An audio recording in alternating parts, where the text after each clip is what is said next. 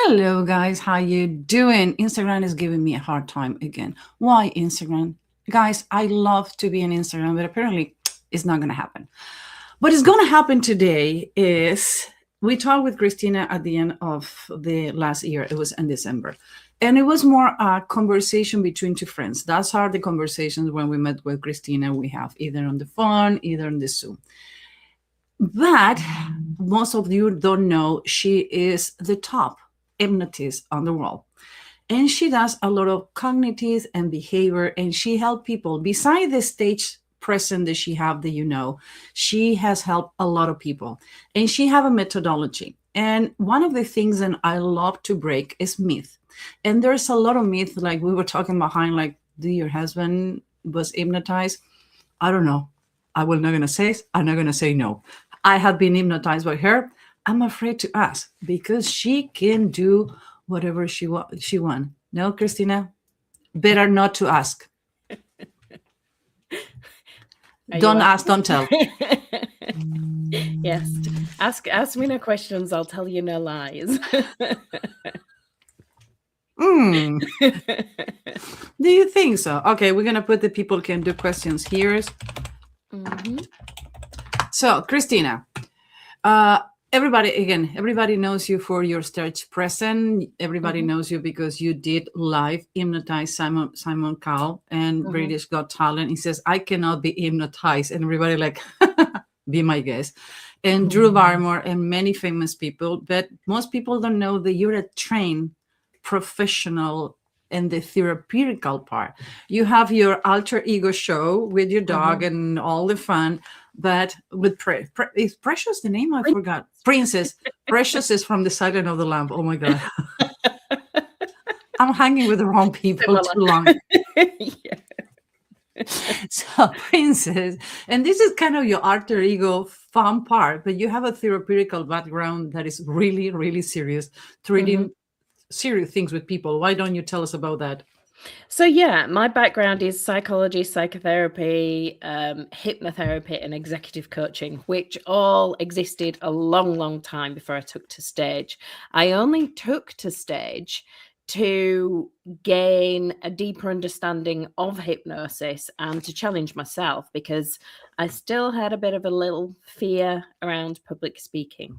So I thought, become a stage hypnotist, get over my fear of public speaking. Can you hypnotize yourself?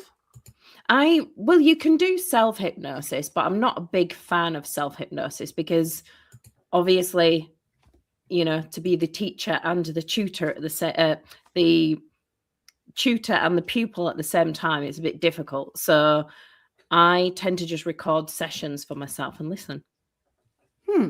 Another question. Can you hypnotize pets or animals in general? So I did a TV show in China, and this young girl, about 7 or 8, she supposedly hypnotized a big long row of animals. She just kind of put them in hypnotic state. She stroked them and looked at them until they all, like, one of them was a bird, and the bird literally was like, whoop, laid down, went to sleep. Lots of different animals. So maybe you can. Yeah, maybe you need to treat my cats so they don't like to jump in my laps and disrupt everything. Yeah. So we have questions before, and I don't know what people says, oh, I love it, but I'm afraid to be there. Like, we're not going to hypnotize you guys so you can jump. But most people watch these shows when they're driving back home or listen to the show when they're driving back home. So I have a couple of questions. And one of the questions that come up and make me read this morning, and one of the things that I told you, I prefer to be completely ignorant regarding hypnosis and your methodology because that is going to allow me to go more the interview mode than two friends having fun. And is that 95% of the decisions are unconscious. By the way, it has to do with the new behavioral economic theory of Kahneman, Nobel Prize in 2002, where 95% of our decisions are 95% of the decisions we make are Homer Simpson. It's a way to say they are unconscious, and 5% are for Albert Einstein. My point is, you don't need Albert Einstein to be changing a light bulb. Neither you and I, we can be on the 5% all the time, being a profiler, being an hypnotist, super wire higher all the time because it's risky. So when I read this morning that 95% of the decisions are unconscious, make all the sense on the world. So which part of us you work with when we're talking about hypnosis? The inconscious, the conscious, because we tend to go with what we know until fear with stress. So no matter how much I can work consciously and in a regular therapy, when I'm under stress, I'm going to grab those tools that I know because I have it all my life. So mostly we work with the non-conscious, but there is conscious work there as well, because consciously, it's the conscious part of the person that wants to change. So when we decide that tomorrow I'm going to lose weight, or tomorrow I'm going to start this healthy regime, is the conscious part of our brain that makes that decision. But then it's the non-conscious part where all those automated behaviors exist. So we consciously make the decision, but the non-conscious decides what we will do on Monday, Tuesday, Wednesday, based on what we have always done Monday, Tuesday, Wednesday. So for that decision to be changed, we then need to work with a non-conscious mind. Well, that makes sense. But I did the first show of the year because I got fed up. I got an interview, and I don't remember, it's Inc. magazine or Fast Company, or I don't remember. Sorry.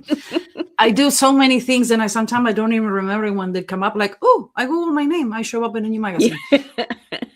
We talk about, and I decided to do a show because I was tired. People says no, because you're lazy, and if your dishes are on the sink, if you don't do your bed, you're lazy. I will not work with you. You're not going to make a change. You're a loser if you don't change, or you don't do the things you promise yourself on New Year resolution. It's like, oh yeah, let's put the tree and have a drink. There's social norms that kind of push you, like, oh, you need to change something. You need to do something new at the end of the year because everybody's doing. So I'm gonna eat and drink and do everything. Then I want to change next year, and your body doesn't change that much. If you don't have a discipline, you need to make a routine. There are many ways that there's not only way to cut the steak. Let's be clear. So saying like, if you do this plus this, you equal this, that is labeling you to failure. So talking about that, one of the biggest things between December and January is the new resolutions. Stop drinking dry January. Who the heck going to have dry January? Not me. You don't need to drink a bottle every day, but a glass of wine when I'm cooking. Like, until I don't have the glass of wine. I quite like drunk me. She's fun. Yeah, me too. No good story started with a salad. No good story. Like, how he ended up. I have a friend who ended up with a Dalmatian, thinking, and she at one point says, "It's a cow or a Dalmatian." She says, "Don't pick up dogs online when you drink, my love." But with that says is, okay, we label so much. Oh, I'm failing, and you feed in your unconscious to fail the things you don't want to fail. So let's start. It's in the middle of February, freaking San Valentine, then I hate past. Let's talk about the goals you have for the new year, and then the conscious mind, and how baby step or you can help someone to achieve those goals. Mine is to stop smoking. I'm not sure yet, so I'm going to talk with you when I'm ready for it. So firstly, I don't usually do stop smoking, so don't come to me. I can put you on to somebody that can, though. Okay, great, because I don't want to stop yet. No. So the first thing is the decision. You need to be able to, you haven't even made the decision. So you need to decide that you want to change. And without hypnosis or anything else, you would have to look at your current habits and see where that needs to change. So for instance, if you're a smoker, there'll be specific times that you smoke. So you would look at the specific times. I used to be a smoker. I know as soon as I got on the phone, I'd light a cigarette up. Or coffee after eating, wake up, coffee, and after eating. Those are the times like, I need my cigarette. So you have to, so as soon as you have that coffee, your brain will go cigarette straight away, non-conscious. You will sometimes light a cigarette and you don't even know you've lit a cigarette, or you might even finish a cigarette and think, did I have a cigarette yet? because you just do it non-consciously. I once ate, I was on a diet, and on a Friday, I'd have a treat day, and I bought myself a Danish. I love Danish pastries. I bought myself a Danish. I was looking forward to it. I got a cup of tea, a Danish, and I sat doing an email. I looked down and the Danish was gone. It was gone. And I was like, what the hell? And it wasn't until I licked the corner of my mouth and I tasted the icing sugar and I thought, oh, I've eaten it. I've eaten the Danish. And I didn't even know. It was a non-conscious thing.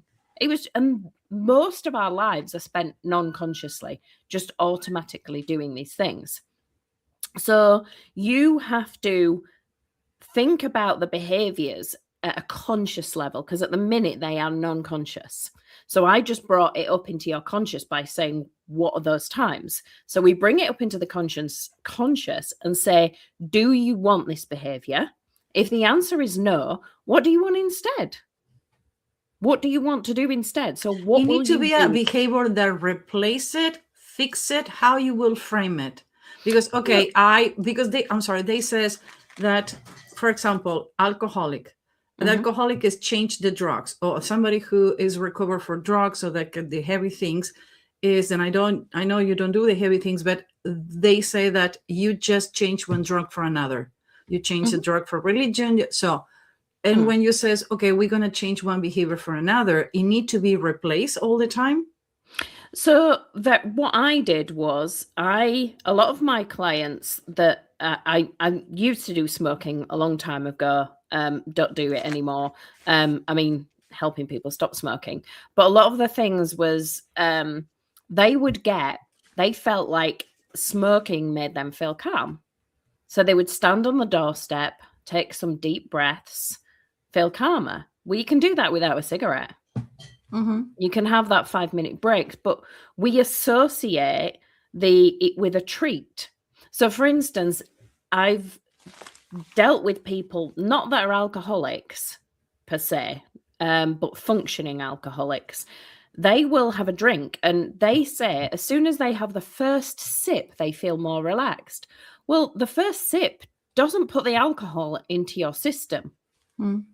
So you are feeling relaxed by having a certain glass or something like that. So you can replace that with a mocktail and feel like you are having some kind of treat.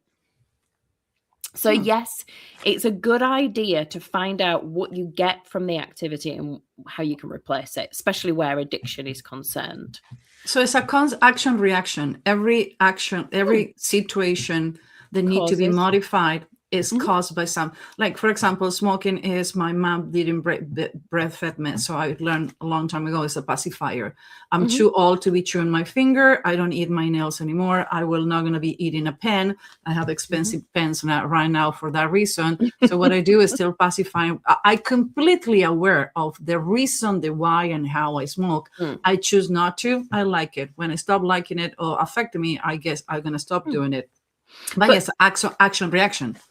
But what you're talking about is a behavior. So for instance, if we were thinking that, so for instance, say I'm working with somebody that has to do sales, and they have to do, say, 2 hours sales every day, and they're putting it off. I will first of all find out where in the day that activity should live. Where's best, when they'll be most motivated. So if they tell me after breakfast, that's when sales need to happen. So it fits after a habit already. We link it and attach it to the previous habit. So it's not about specifically about the time, but it's like, after I do this, I do this. And that's how we run our day. We get out of bed. My routine is get out of bed, go to the loo, brush my teeth, go for breakfast, have a shower. Oh, hello, here she is. And that's how I run my morning, and then go to the gym and then come back, start seeing clients. So I have that routine. So if I decide I want some kind of new behavior, I have to figure out where in my routine that will live. So we're using the conscious mind within the session already to plan where it will come. We're kind of bringing the behaviors into the conscious and going, this is your current day. What are we going to do? How are we going to change it? Where's this going to live? So basically, you're a blue collar, you're an electrician, you rewire my panel. Yes. I know it's a Yeah, stupid kind joke, but to people to understand, not to. metaphorically speaking, yeah. So we bring it out and then we discuss what wants changing, how it wants changing. Then I can use hypnosis to make it an automated behavior. So that the next day you wake up, it just automatically happens. So what is okay? I do understand the showman and the therapeutical option, but when somebody's hypnotized on a stage, is not agreeing to be hypnotized.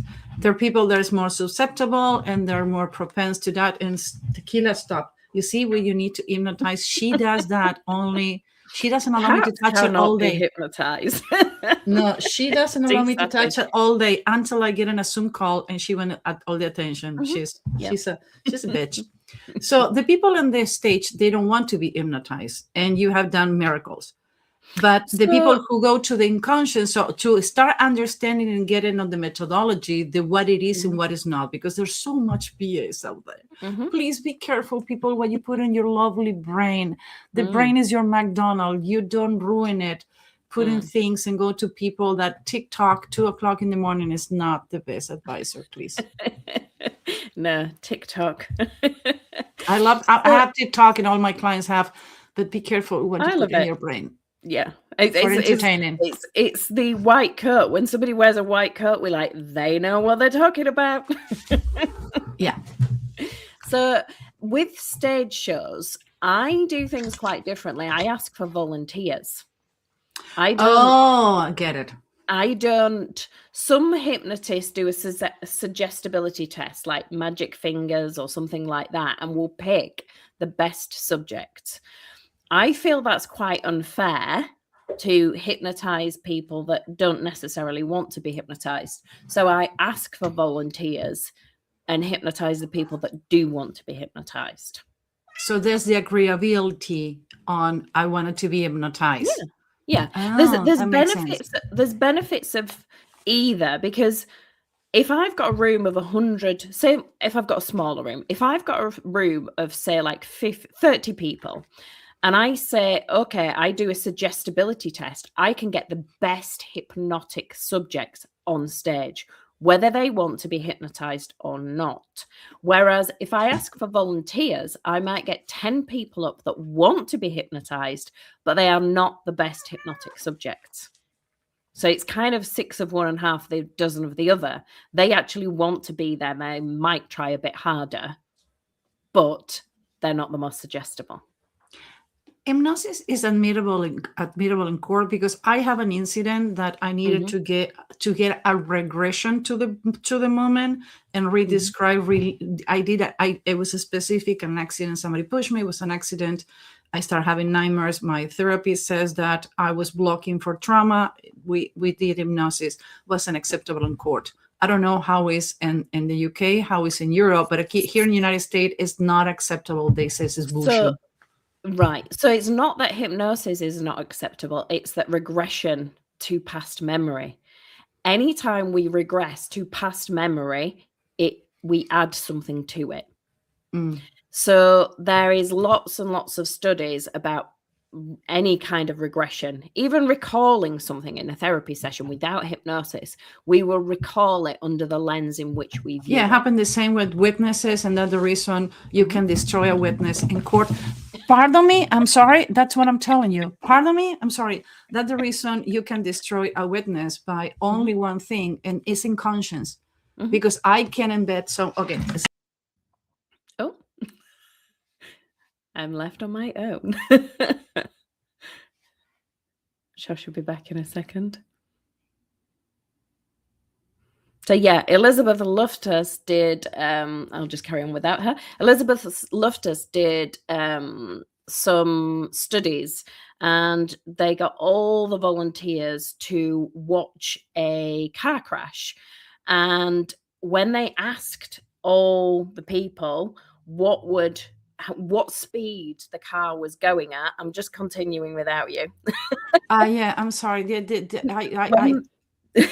6 cats to put on the bathroom is really difficult. I'm sorry, people. I was saying that Elizabeth Loftus did some studies, and they watched, I might have mentioned this before, they got all the people to watch a car accident, an RTA. I use that all the time. Yeah. And they asked them how fast, what the speed was that they were going. And when they asked the first set, they said, how fast was the car going when they bumped into the other car? And they estimated a low amount. The second control group were asked how fast was the car going when it smashed into the other car. They estimated a much higher.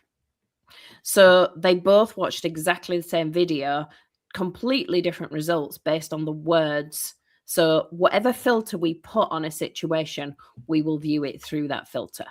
On the 90s, we have a lot of false confessions here in Chicago because it's different. It says, which one is the one who attacked you instead of is the person who attacked you on the line. So it's really difficult. Actually, sometimes I says, okay, now I take notes, absolutely everything, because I realize that after a 3rd or 4th meeting in a day, I don't know if I'm recalling the meeting or I'm recalling what I want from the meeting. And like, frack, I'm the same irrational than everybody else. So with all this, the problem is the regression. Normal, you see what I'm putting is the only one. She want to come back where the lights are. So, okay. So with us, I'm so sorry. I don't know what to do with her. I'm gonna hire it. So look. So with that says, legal settings is a no-no. Nothing is gonna happen with hypnosis in a legal setting. It's never gonna accept. It's any kind of hypnosis to help any of the circumstances that can be approved. Not where recall is concerned. No.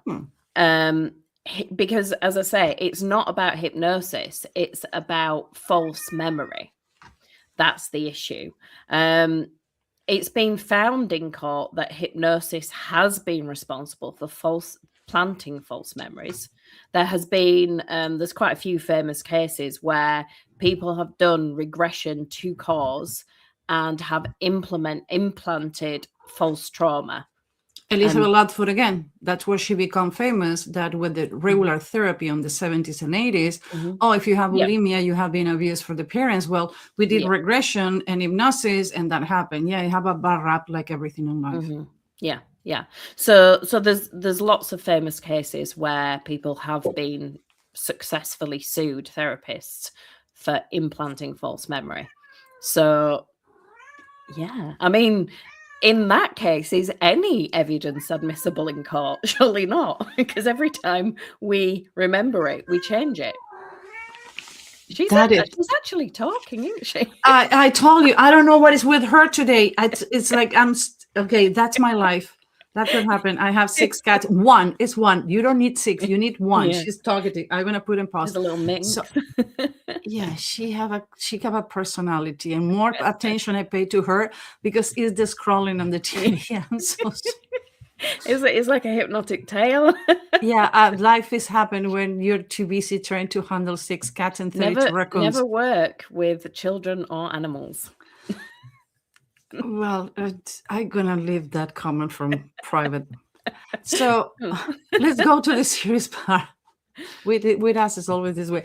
So let's talk about the serious part. Why you call it delete method? And we understand between marketing and understanding, and it's completely doable, but it's a reason because you always have a reason for your madness. That's the reason I adore you. And what is the delete method? So to answer both at the same time, I deal with up-leveling people, changing thoughts and behaviors, because our thoughts and behaviors create our life.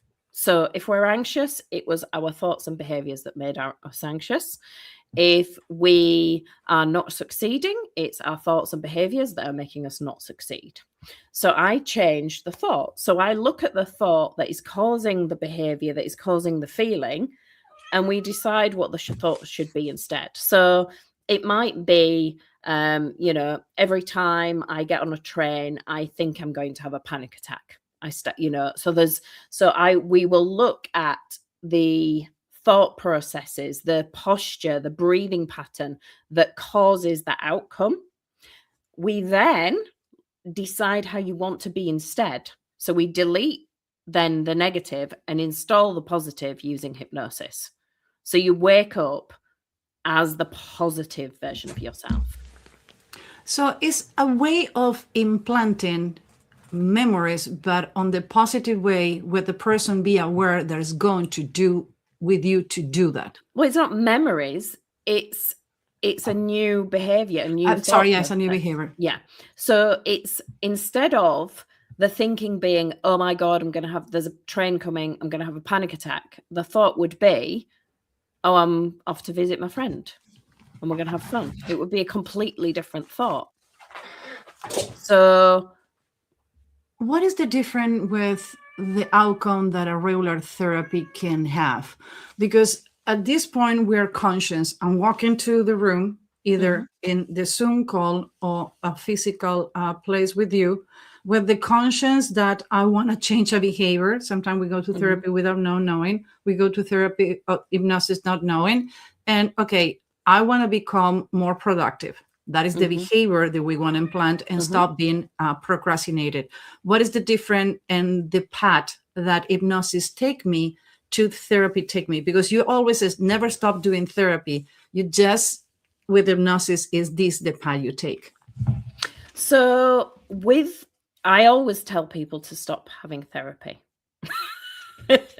So very often, so with something like procrastination, that's never going to change with therapy. With anxiety, that's never. When it's a traumatic situation that require medication and psychiatric intervention, things like that, you are extremely careful and actually have done amazing videos lately about people talking about they don't know. So it's not that you put in any point people in risk. I know that is personally, and I know like when people say, like, well, you cannot do hypnosis when a person is suicidal. Like, let's be clear. There are situations you're really clear they're not, because I know it's going to start seeing the comments like, no, because like, no, let's be clear. She's a responsible hypnotist. Yeah. So very often clients come to me that have been through years, months of therapy already. And therapy, I was a psychotherapist. That's how I started out. And psychotherapy doesn't help with anxieties. It might help you understand them better. It doesn't help you recover from them. So once people have been through that process, then I will see them generally. If they've not had therapy, I advise them to go have therapy first, because I want them to be able to understand, themselves properly. But with something like procrastination, then it's basically, there's different reasons why people procrastinate. It might be a clarity issue. They don't have clarity on where they're going and what they're supposed to be doing. There might be some kind of block there. Loads of people think it's money blocks, but generally it's just they have told themselves something. So for instance, a lot of people don't like doing lives. So they might tell themselves, I'm not doing lives. I'm not good at lives. Something always goes wrong. They can't cut me off, something like this. They start believing that. So they will start procrastinating about doing a live. So clarity, some kind of block or some kind of program that they've already installed that ends up in a belief about why they are not doing that behavior. So that's what I'd work with procrastination. We'd look at what they are currently doing, then what they need to do, and then I would install the habit using hypnosis. What is more danger or more effective on the run, a negative way for a person? Self-labeling, I'm stupid, or the label the other people give to you at the time they come into you? Makes sense? Because it's, oh no, I'm horrible, I'm not gonna do it. And that is my self-labeling. But when somebody says, Susan, you're horrible, which one, if any of those, weigh the most? It depends on the person. Because if you tell me I can't do something, my instant reaction to that will be, I'm going to show you. You watch me. That would be my response. Whereas if you said the same thing to someone else, they would believe you. So it depends on the person. What is the most damaging is the internal dialogue.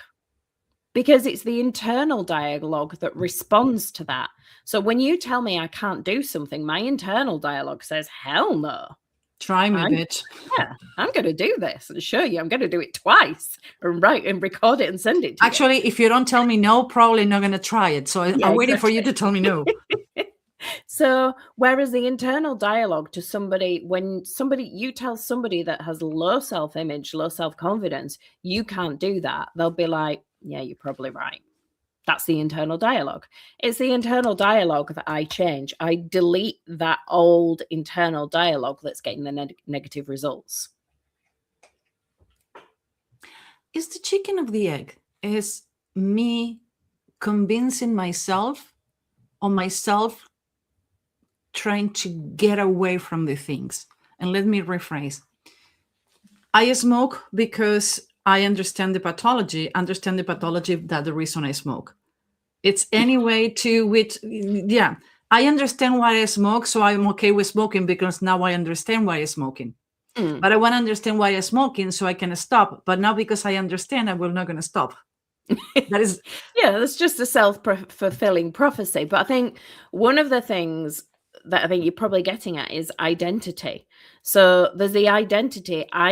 So for instance, with anxiety, I am the kind of person that has anxiety. I'm an anxious person. That's an identity-based statement. Oh, I never thought about that. Yeah. So the identity controls our behaviors, but we can start to change our behaviors, and that in turn will change the behavior, the identity. So for instance, when I have clients come to me that procrastinate, one of the first things I will do is I'll ask them what they haven't fit. Most procrastinators don't complete things. So I'll say, what is some simple things you haven't completed? And they might just look around your office, look around where you are, and they might go, well, the door handle's loose. I keep meaning, right, okay, so go complete it today. Something really simple. Once you get them to complete a couple of those things, it's no longer true that they don't complete things. That's an identity shift. A domino effect. When you do this, it's not excuse not to do something else. Exactly. So you are not the kind of person that doesn't finish things because you've just finished that. I worked with a guy, very successful guy, and he hadn't put his curtains up. He'd moved into an apartment, hadn't put his curtains up. The curtain rail was up. And I was like, I want you to go do that. And he just thought I was nuts that was one of the first things I wanted him to do. And he did it, and it completely changed. I told him why, obviously, and there was lots of other things he needed to do, but that completely changed his view of himself. And he became somebody that got things done. It didn't change the fact that now he can do another thing. It changed the fact how he perceived himself. Yes. And an identity shift is much more powerful than a behavior pattern. If we can link it to identity, we're changing something about you, how you see yourself, your core belief, and that's much, much more powerful. So I always try and link it into an identity. So one of the things that I did for a long time was politics. And now through that, I coach people to go to Shark Tank, QVC, and do tech talk, things like that. And one of the things that intrinsically, and in my ignorance kind of brain, is that you show confidence when you believe in confidence. Confidence is a consequence, it's a symptom, but other things need to change. So people say, oh, I want to work in my body language. Like, I don't care about the body language. When you have words to say and you believe on that word to say, the body is going to accompany. So how many of the behaviors are a symptom, and how many behaviors that you treat or has been working with are the real sickness? Are you sneezing because you have COVID, or you sneezing because you have a flu? That is a symptom. Makes sense when I'm asking? So is it you're asking, is it the behavior or? So for example, when I have anxiety, that is a behavior or is a symptom? So the symptom can be, so is the sickness or the symptom when I have anxiety or I have depression? Right. So anxiety is an outcome. It's an outcome of an erroneous thought process.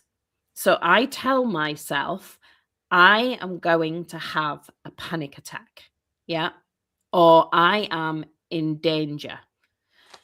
That the subconscious mind struggles between real and imagined. So when we think, oh my God, if I get on that train, I'm going to have a panic attack, the subconscious mind believes you, your body believes you.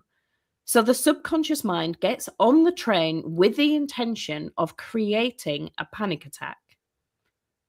And the outcome then is anxiety.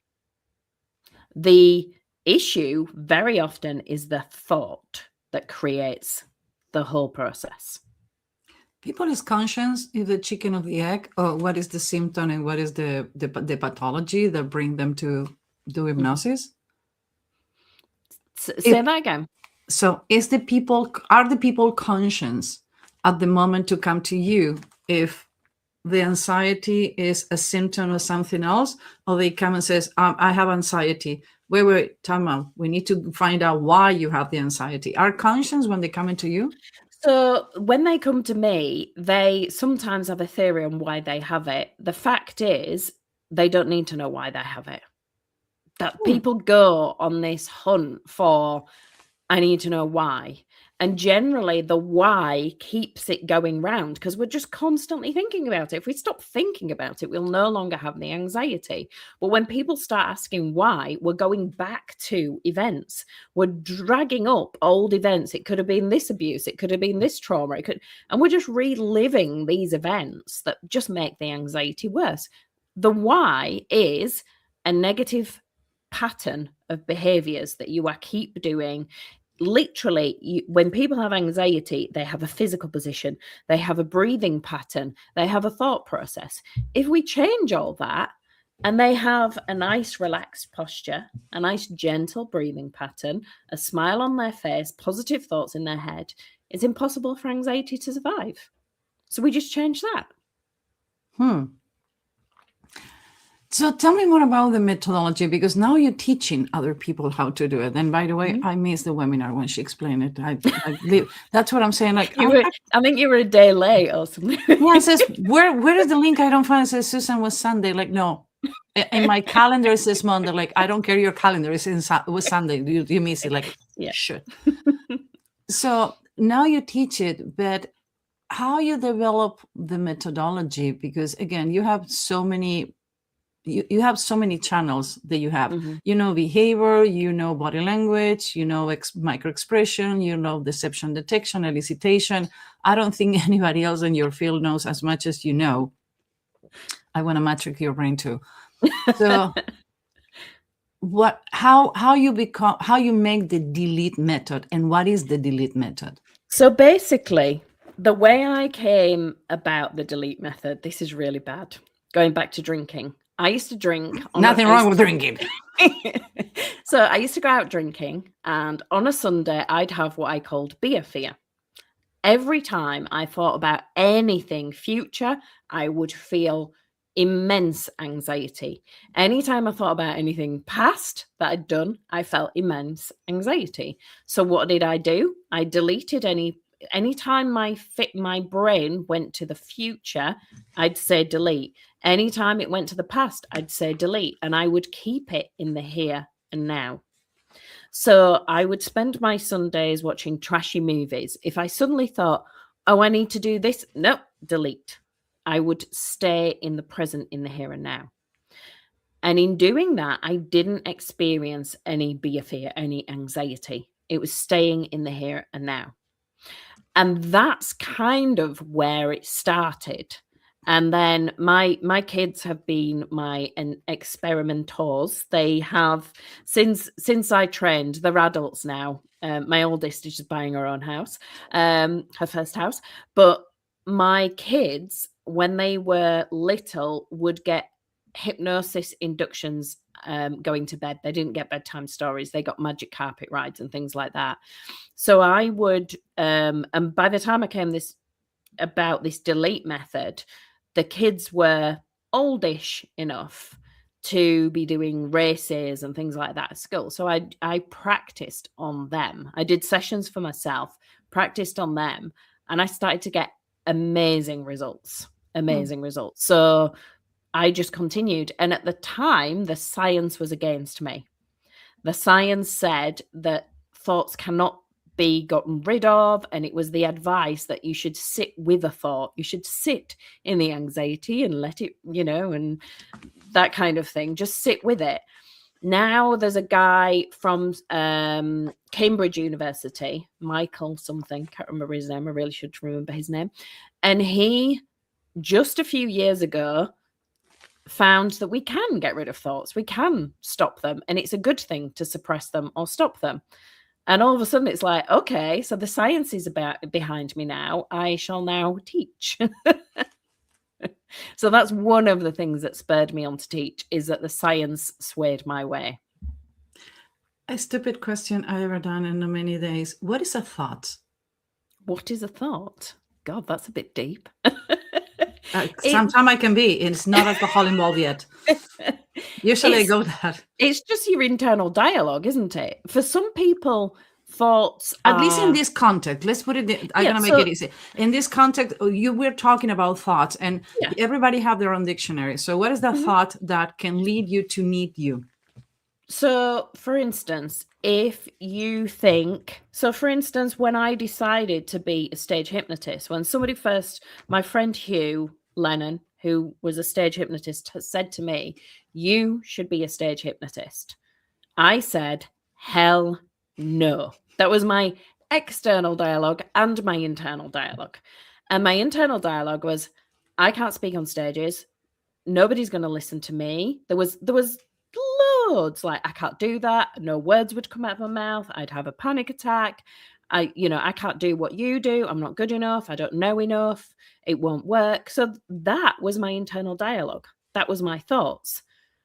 That was what I had to get rid of to be able to be on stage and perform. But you're not only talking a stage. You went to a suicidal mission, lady. You went with a dog, live TV, to hypnotize. So, okay, you need to take it to that extreme, or how good you are as an hypnotist. No, okay, wait. Let's do some marketing for Krystyna Lennon. So she was afraid to be on a stage. Let's put it. Google the shows. Not on a stage. I was scared to speak in public in general, to a room of 3 people. What do you replace that thought about fear with? So, for instance, when I tell people that my old dialogue would be, oh my God. So if I'm stood at the side of stage, ready to go on Britain's Got Talent, my 3rd ever hypnotist show. Yeah, I'm stood there. My natural internal dialogue would be, what the are you doing? Oh my God, get out of here. You can't do this. Everyone's going to laugh at you. You're going to trip. You're not going to be able to have any words. It's not going to work. That was the internal dialogue that wanted to come out of my, it wanted to fill my head. My physical position would have been like chest breathing, panicking. My posture would have been down. So instead, I consciously decided, okay, I imagine my head on a shelf. Lots of psychological experiments that have been told us that our posture impacts how we feel. So I always imagine my head on a shelf. I put my hands behind my back, bit of a power pose, Amy Cuddy, and I stand tall, and in my head, I am telling myself, I am amazing. I am going to be funny. I'm going to be engaging. I'm going to strut my stuff when I go out there. This is going to be so funny. And my internal dialogue is just my biggest cheerleader. But I deleted all the old negative stuff. I don't let it in. And I focus on the positive. So what are the major cases or major thoughts or major problems that people come to you, and the ones maybe people don't know you so well about it? So lots of things people could, anything where their thoughts are in their way. So business owners, for instance, all of a sudden they decide they want to, I don't know, start a YouTube channel. Their thoughts might be, oh my God, no, can't do this. I will change the thoughts. It might be, I've worked with like the founder of PayPal who was nervous about public speaking. I work on an old negative way of thinking and change it to a positive way of thinking, because our thoughts release hormones. So when you think, oh my God, no, I can't do that, you release adrenaline, which makes you feel sweaty, shaky, nervous. If you think, oh my God, I'm going to smash this, I can't wait, you're going to release endorphins, which make you feel good, make you smile, make you feel happy. So your thoughts literally determine your behavior and everything else. So if we can change your thoughts, your posture, your core belief and your identity, we can completely change who you are. So we can take you from somebody that is anxious, panicky, and put you on a stage in front of people and become a speaker and completely change your life. How much is a placebo effect until it become a real thought? I'm going too deep again. No. So hypnosis is placebo. A lot of it is placebo and expectation. So as soon as that is why we have to install a new behavior, because once the behavior starts, when the placebo runs out, it doesn't matter. I'm already on stage. I'm already speaking. I've already made an identity shift because I've gone out there and I've spoken on a stage. And my brain, if say like the hypnosis lasted a week, I've already done it. I've done it, and it's worked. And I'm not saying it does run out, it could last a lifetime. But the behavior has been installed, which gives the identity shift, which gives a new belief about yourself. I think that so far we have been talking so clear about the language the people who doesn't believe in this is using. Well, it's a placebo, it's not working. Like, it's the chicken or the egg. If the placebo effect get you to do the best version of yourself, be present and in front. It's like people come to me, it's like, well, can you fix me? I don't know if I can fix you, but I can give you tools that you can use in your toolbox. I have a toolbox. I have 5 kind of hammers. One is for upholstery, another for rubber. I don't use it all the time, but I know how to use it. Knowing that I have the toolbox made me feel safe living on the forest. So looking at that, I see what you do is like, okay, you teach me, and I know they have the hammers. I learn how to use it. So it's a placebo. It's not, I don't fucking care. It's working. The thing is, I don't come across many people nowadays that say hypnosis doesn't work or it's not real, because people are doing operations under hypnosis. Dentists. Whoa, what? Did you not know that? People are, instead of anesthetic, people are using hypnosis. There's hypnotists that have been working in the Ukraine on the front line, hypnotizing people for them to have. That's Princess barking now. She's just hypnotizing them to have operations because there's no anesthetic. That happens. Dentists are using hypnodontics, hypnosis, to extract teeth without having to use anesthetic. It's a safer way of doing things. People are giving birth with hypnosis instead of having interventions, which is much safer. So I don't really get the does it work anymore? Is it real? The conversations now are, what is it? And to be honest, nobody really knows. There's not the science yet that can identify exactly what makes hypnosis work, what it is. Do we want to know? We can keep exploring how it can be used and applied. I think it's real magic. You see magicians doing card tricks. To me, hypnosis is a real magic. It's amazing. It amazes me all the time when I look back on things I do day to day, but when I look back on other things, like going on The World's Best, I wanted to do something completely different to prove. I was sick of doing these talent shows and people saying it's fake.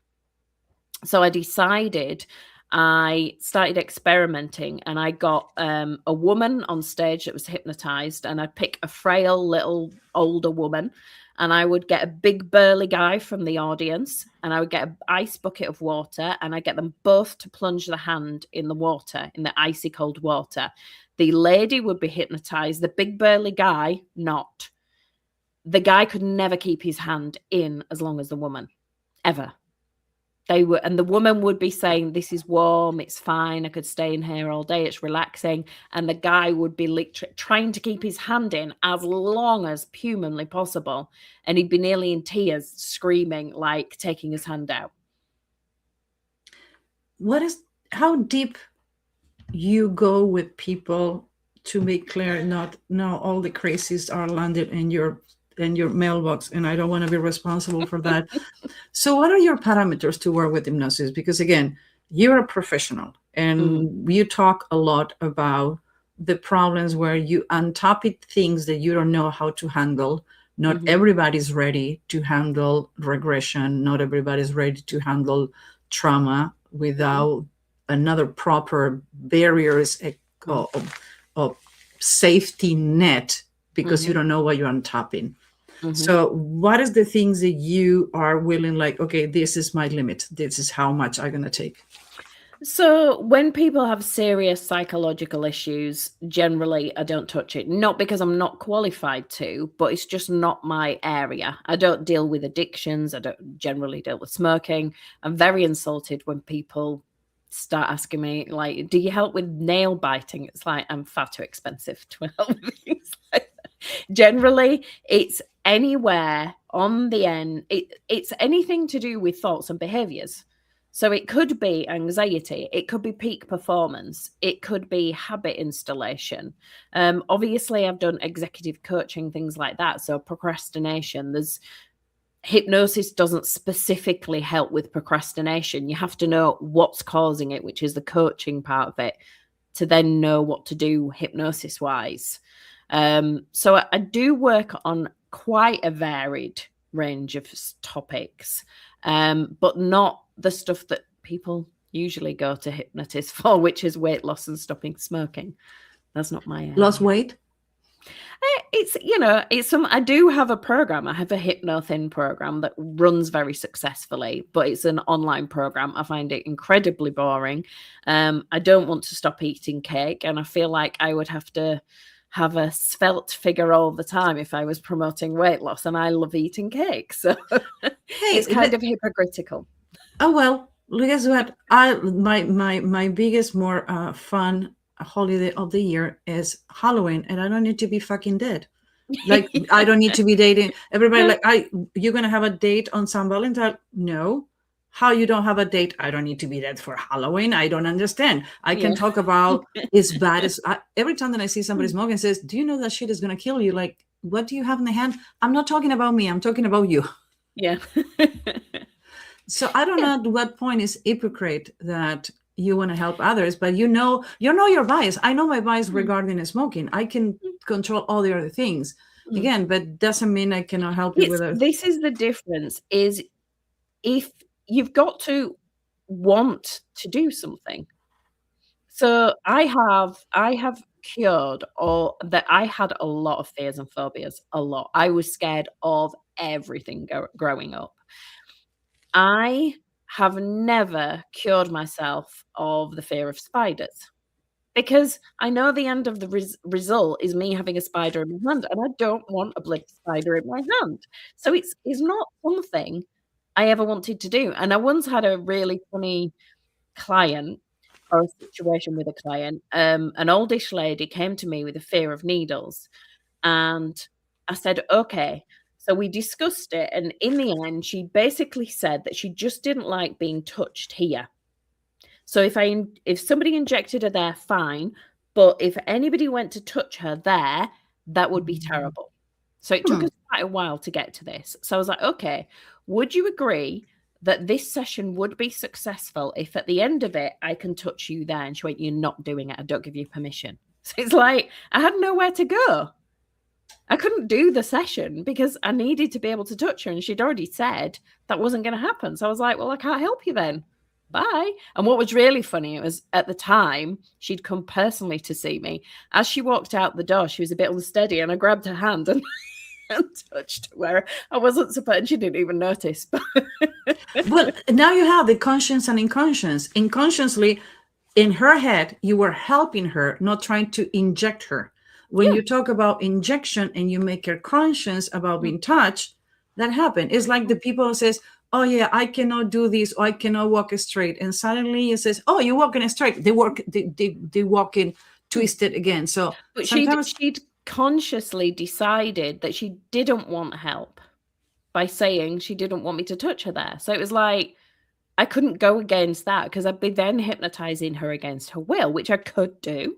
I can hypnotize people against their will, but that is not ethical. So I wouldn't do that. So I want their agreement that we are getting to a certain result. I see hypnosis and the conscious and unconscious, like when you're learning, I don't know if it happened here, but it happened in Europe and Latin America. When the kids start learning to ride a bike, you have the two wheels. And one point you take the two wheels and the kid's like, I cannot ride. Don't worry, I'm going to be holding you. And suddenly you can see that the hand is like 2 feet away from the bike. But because you feel that your dad is holding you, you feel that you can do it. As soon as you take the hand, people fail. It will be a good description about.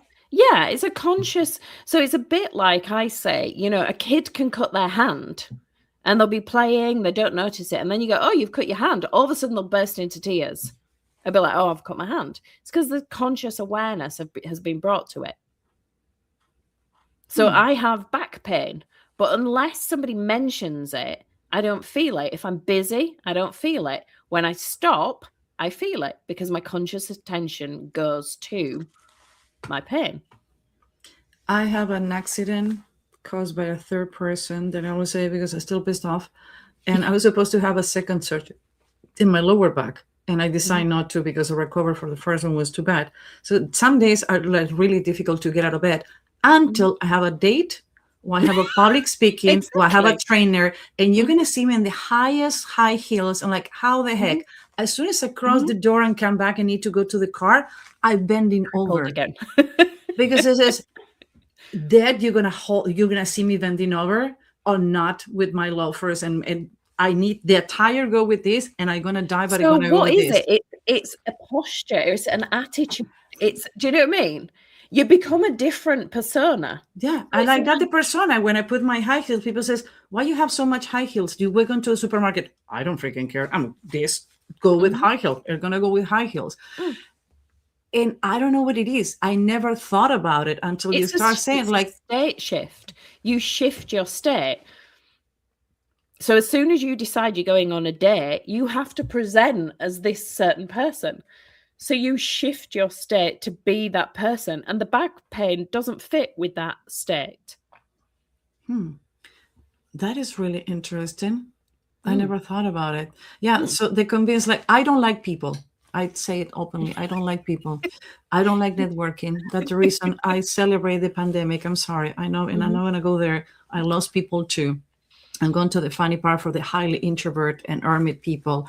And it was so comfortable. But you put me on a stage with 3,000 people, I eat them alive. Like I can do whatever I want. When I am there, then I feel in control. I have the biggest stage so far. Then they asked me to manipulate on purpose was 162 lawyers in a conference. They says, we need you to manipulate them and make them feel that you manipulate them because we want them to feel the pain. They're too cocky. And that's the reason they're losing cases. And I remember before to go says, I'm going to need escort to leave the place because they want to try to kill me. And I was shaking. As soon as I hit the stage, I get them eating on my hand, and the adrenaline was so high that in one point says, Susan, stop. You need to go to the exercise. It was fermentating inside me. And I talk another time, I did another exercise when I grabbed a bunch of construction people that they're manager construction. You don't mess with commercial construction. I make them go back and forth, and you can feel the temperature in the room. But I was so convinced that I need to play the role to explain that communication is between two parts, not make them do whatever I want and not tell them, because I need them to feel the pain and the anger so I can lower them But as soon as I leave the room, I remember going in the car and I start sweating cold. Yeah. Because you're no longer in that state. You put yourself in a state to go on stage. We have lots of different states all the time. You have a state when you're here on this live today. As soon as you finish, you'll be in a different state, you know? Mm-hmm. And it's a posture, it's an attitude, it's a thought process, it's a breathing pattern that anchors you in that state. And that's what I change. I delete old negative ego states and install strong, helpful ego states. So the state that you were talking about when you're on stage, yeah, if you were a client of mine and you were saying, oh, I feel anxious about going into this situation, I'd be like, okay, when were you at a peak state? And you would have told me about that experience. It's like, okay, so let's put that state on that experience. And we would anchor you in that new state about that new experience. And we delete any other state that gets in the way. I'm not going to forget when we did the live on December, and I'm going to let you go because I always talk to Martin, I should, about the patient or the client you had that she become like a mess, a mutt. And suddenly she says, oh, well, X and Y wouldn't do that. X and Y. And he says, bring the other one. Yeah. I want to meet the other. Yeah. I want to meet the other one. And she come back. So everybody have the chance to play with their alter ego. Some people is conscious, some people is unconscious, some people prepare like me. I don't talk with people. I have a process when I'm going to go live, when I'm going to record videos. That's the reason I record once a week. So everybody have a process. When you're cooking, you open the fridge and says, okay, I need the recipe. Will correct to say that you help to maximize what naturally humans can do, but they don't know the path how to do it? Yes. So it's within them already. So for instance, you go through law school and it's your first day as a lawyer. Your first day as a lawyer, you think you're a fraud. You know, you don't see yourself as a lawyer. You act as if you're a lawyer. And, people say, yeah, but acting if is not the real state. It becomes the real state. You act as if you're a lawyer for so long, you just become the lawyer. I acted as if I was a stage hypnotist. I moved like I was a stage hypnotist, spoke like a stage hypnotist. Eventually, 2, 3, 4 shows later, I'm a stage hypnotist. It only took me 6 months before I had an O1 visa for America as an expert. And it was like, shit, that was from me just going, oh yeah, let me try this. All right, okay, now I'm an expert in hypnosis, and now I'm an international stage hypnotist. It's not fake it until you make it. You know what you want. You fake it until you become it. I become. That's the difference. You help me to become. So you open my mind to so many things because it's there. Everybody knows more about something that you don't. I have a higher IQ, but I cannot fix my own tooth. I'm afraid to dentists. I cannot fix my own tooth. I cannot extract my appendix when I had it to extract it. I need somebody who knows about that. My intelligence is taking me to the best expert, to the best professional to make sure all the process and ask the right questions. So you can take people there. And what I love now is that you can teach other people to themselves or to train. Last one, more people come to you because they want to do it to themselves, curiosity, or because they want to help other people? So I got lots of weird requests in my inbox on social media platforms. The ones we can talk about it. The ones we can talk about it. Look, generally, people want to help other people. They want to help other people. I don't teach people to become a hypnotherapist yet, because I am just teaching them one method, which is my delete method. A real, true hypnotherapist is taught in lots of different methodologies. Like I have been taught in regression therapy. I have been taught in timeline therapy. I have been taught in transformational hypnotherapy. You get trained in every different therapy. Nowadays, most training schools teach one method, like regression only. And if you only have one tool, if all you have is a hammer, everything looks like a nail. and it has to be a nail for you to earn money. So they will regress everybody to cause because that's all they have. So I am teaching people in one method, my delete method only. So it's not hypnotherapy. They are already hypnotherapists helping people. They've just probably only been taught one thing and want to do something different. How people can find you when you start with the new classes? How can people get in contact with you to do the method? So Krystyna Lennon on any platform, pretty much. You're the only one. Google her. It's like my name. We have really stage names that are really difficult to mimic. So good for that. Yes. Yeah. You're not going to find it. My real name is so complicated that nobody would ever find me. So I had to, like, Lennon's my stage name.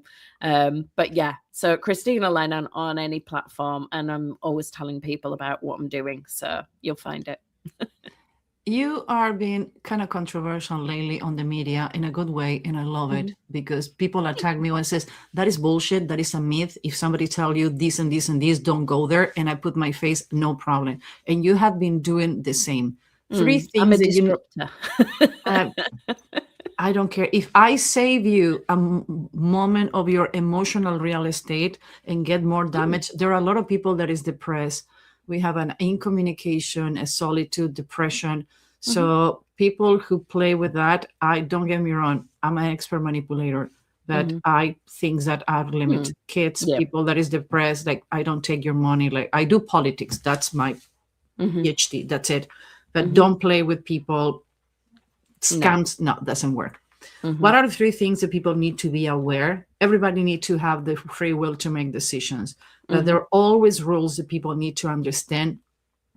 Beside that, when your gut says, this smells like shit, tastes like shit, look like shit, must be shit, they need to be paying attention to, like, this is not the person I need to be working with. So I think that something I talk a lot about is the halo effect, where somebody is known for something. And this is where people look at the, vanity metrics, like how many followers people have, how many comments, how many likes, that kind of thing. And they believe anything that comes out of their mouths. And I've said it before. I have said that something is incorrect, and they will be like, how can you say that's incorrect? Because this person has so many followers. I'm actually qualified and I hold an O1 visa in this. That's how I am an actual expert, not a self-proclaimed guru expert.